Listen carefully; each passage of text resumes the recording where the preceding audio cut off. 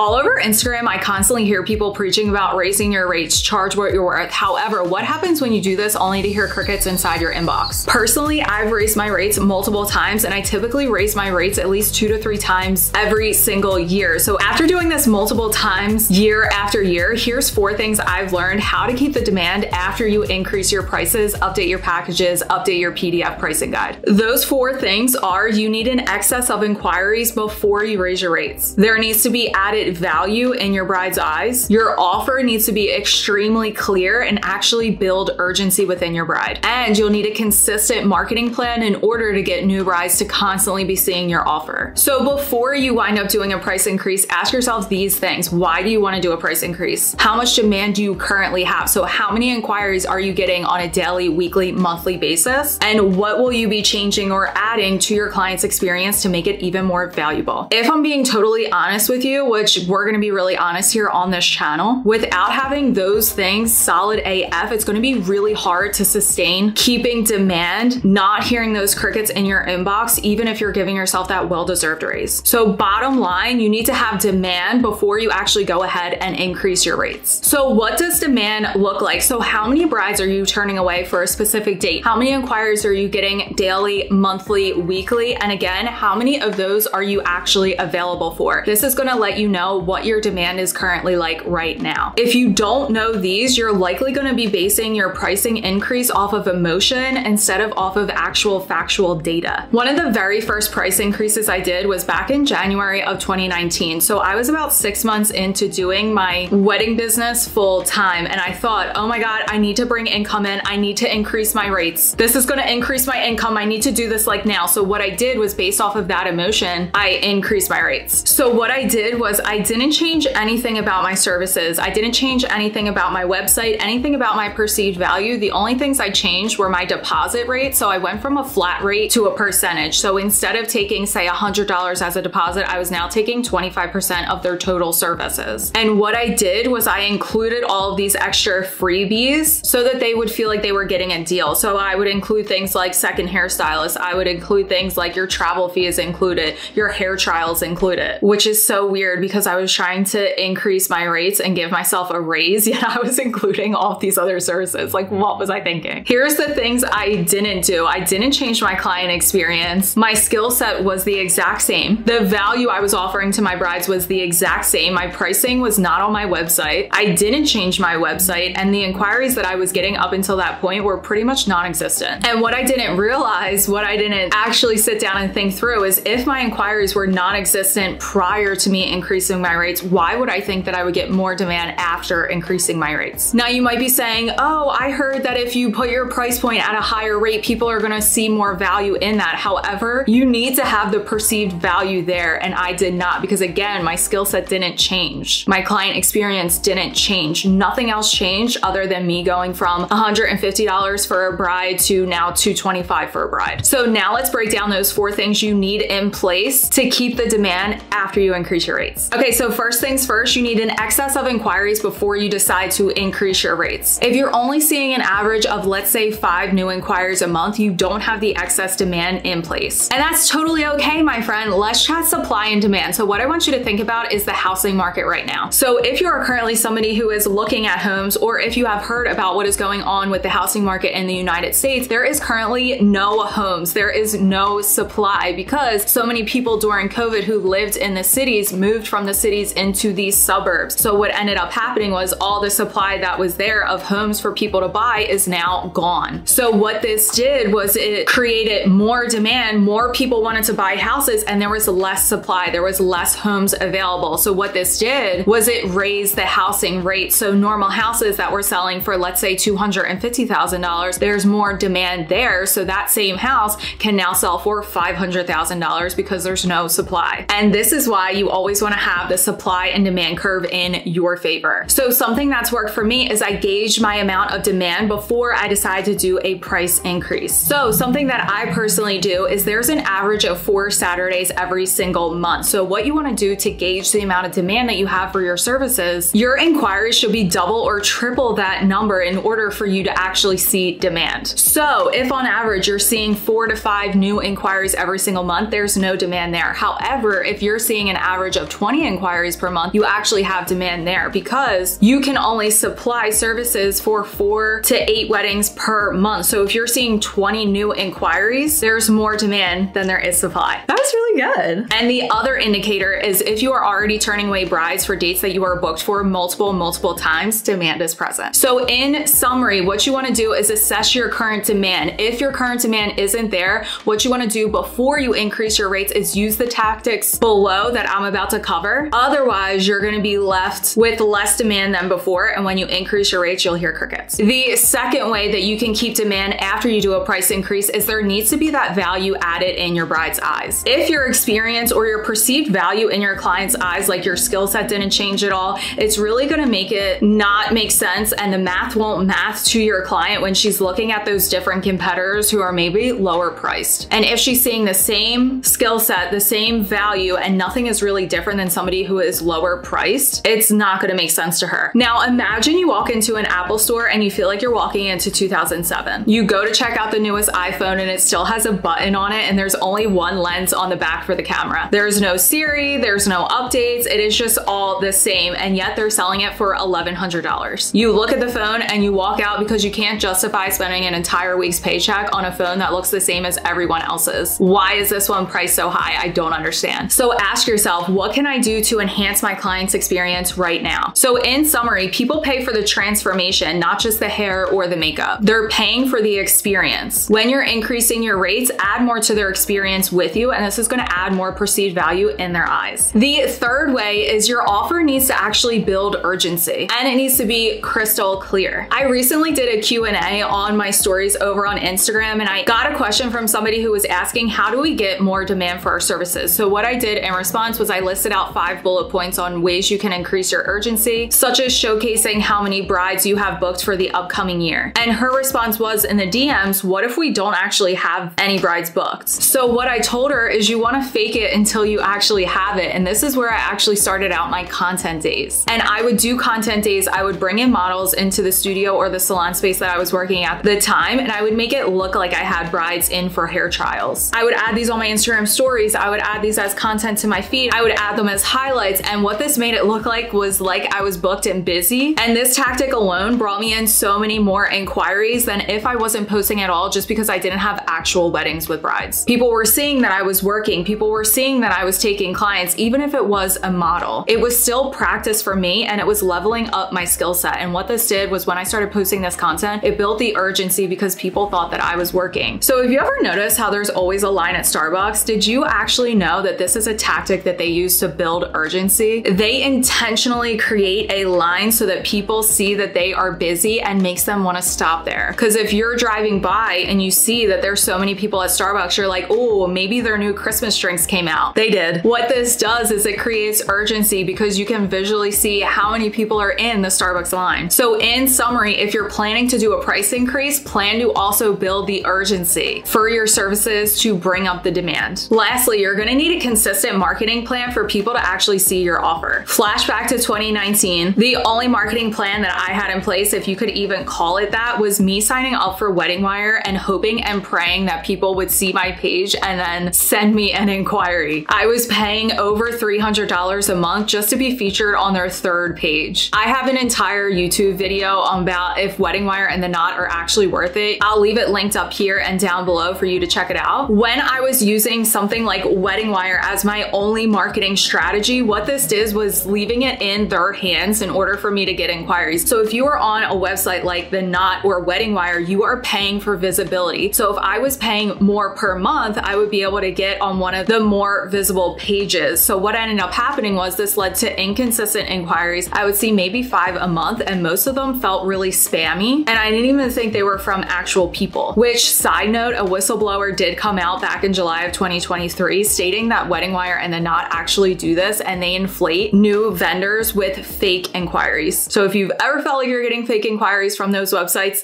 It is true. And when I was utilizing Wedding Wire as my only marketing strategy and not focusing on anything else like Instagram, I was dealing with the Karen brides, the brides who were not a good fit for my services. This was not a consistent or good marketing strategy to get me in front of my ideal bride on a consistent basis. If I'm only getting 5 inquiries a month and I have to pay more to get more visible, that's not a great marketing strategy. Versus if you're using something that's free like Instagram, where you have thousands of brides and you can get impressions that are triple what you see on Wedding Wire. And did I mention that it's free? So in summary, marketing equals eyeballs on your services, and you need a lot of eyeballs in order to get brides to fill out your inquiry form and to actually book services with you. So if you are planning to do a price increase, you want to ramp up your marketing efforts to get more eyeballs on your services. So for example, if you're posting 3 times a week, ramp it up to 7 times a week. Only posting once a week on your stories, make sure you're posting 5 times weekly on your stories. This is going to be more exposure and more eyeballs on your services. Be safe out there, my friend, and I hope you don't get ghosted, because it's a scary place. So make sure you use these tactics so that way you can make sure your demand is in place when you increase your rates. And I'll see you guys in the next one. Bye.